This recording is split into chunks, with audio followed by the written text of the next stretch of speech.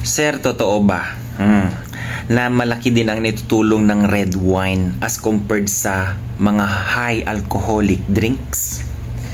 Cubs, kahit sabi mo man na red wine yan, ano ba ang after sa red wine? Dahil ba sa iniisip ng karamihan, nagawa sa grapes? Ang grapes, mataas sa resveratrol. Ang resveratrol, maganda sa puso.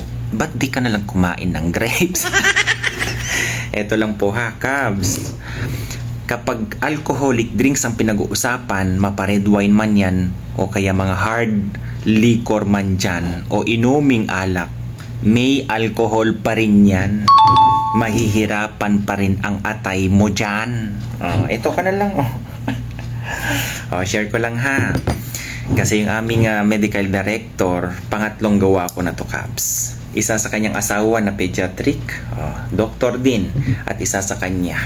Parehong may karamdaman na mataas ang kanilang blood pressure. Well, sa totoo lang, Cubs, proudly say, madalas sila nagpapagawa ngayon dito sa akin dahil maganda ang epekto sa kanila. So ano yan, sir? Alak? Ito, Cubs, ano bang mga nandyan, sir? Okay, banggitin natin lahat. Nakalagay dyan, una, clove, star anise. Andyan na lahat yan. Cinnamon. Ang nilalagay kong sweetener niya, yung pinatuyong grapes. Ano yun, sir? Raisins. Dark raisins.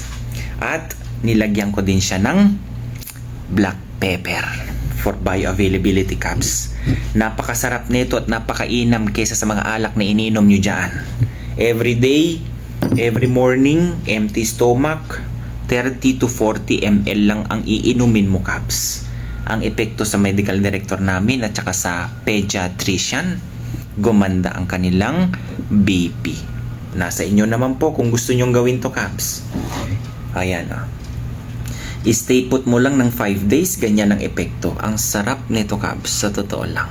Gumuguhit sa lalamunan. Parang kung ikaw may bara, kumikipot ang ugat mo dahil sa taba, pwede ka nang mag-take ng ganito, Cubs. Every morning, konti lang, ganyan lang kaliit, Cubs. Napakaganda nito, Cubs, sa totoo lang. Tingnan mo to.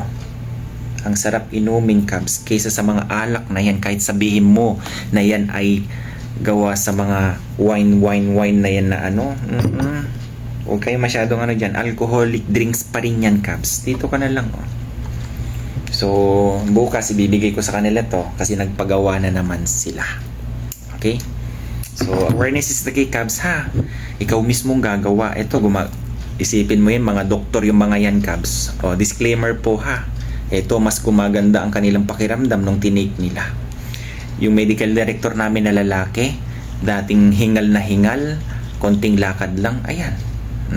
Shout out po ha sa mga doktor.